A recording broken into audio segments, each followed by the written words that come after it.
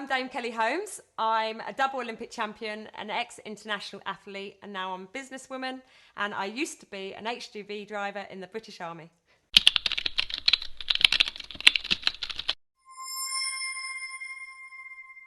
I think having aspirations and dreams and a goal is key to really being positive about yourself and having a focal point, something to go for.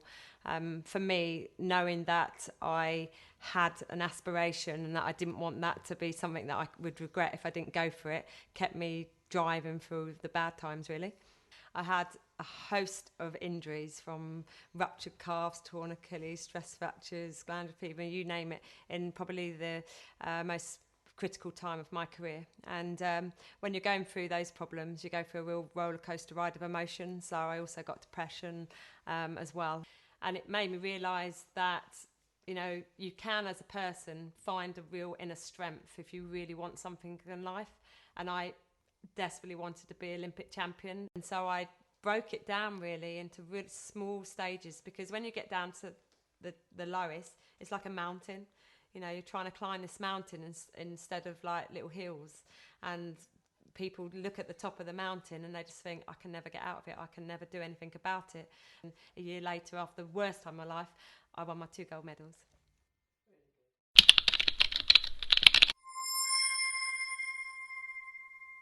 School for me was horrendous. I was outside the classroom more than I was ever in it. I just could not apply myself academically at all. I honestly can say I don't think I learned a lot from school, other than I made brilliant friends who are my friends still to this day. Sport is what really I went to school for, and I loved being creative. So anything that was outside or designy, that was okay. What school did give me was somebody that ended up being quite a good role model for me, my PE teacher. And she was actually, Debbie Page was the person that got me into athletics. She was the only person at school that told me I could be good at something. And I listened to that because it was something somebody was telling me that was positive about me for once.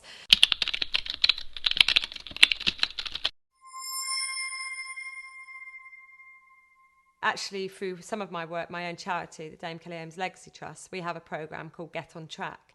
And basically that's for young people from disadvantaged backgrounds that have been out of employment or education for quite a long period of time. I get people to write down, I suppose, key things that they have done that are positive, and then break those down to say, okay, so, you know, are you somebody that's good time management, or, you know, are you quite a sociable person?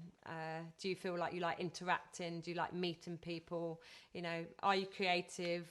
You know, do you write nicely? Anything that may be quite attainable for people, rather than, you know, sort of the qualifications aspect.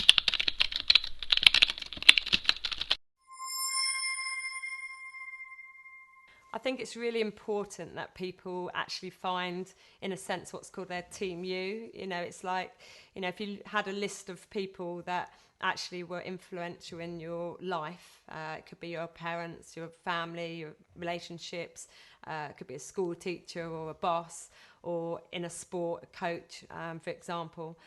If you were to list all those people and then actually list by the side of that what actually they mean to you in your life, you actually then realise that you've got more to who you think you are than maybe if you didn't write that kind of list down.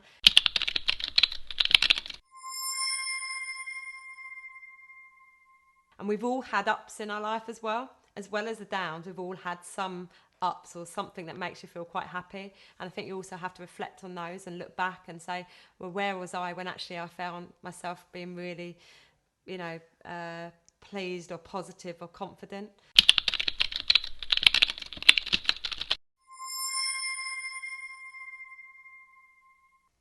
And I also was a nursing assistant for people with disability, mentally disabled. So I've cleaned people, I've washed bums of old men and God knows what when I was 16. But actually, you know, for me, that one, I was, like I say, I had a job that I got a bit of money for. Secondly, it was I felt that actually, no matter what my life was, again, there's always somebody worse off. So actually, I was helping people there.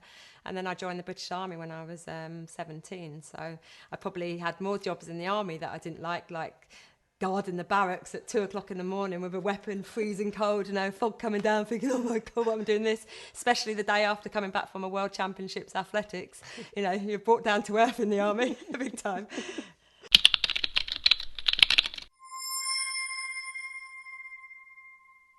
No matter what circumstance you're in, find something positive, whatever that small thing is, and also be willing to, push yourself and try and open that door. Push it open as far as you can. Don't stop, because one day someone will listen and take you seriously.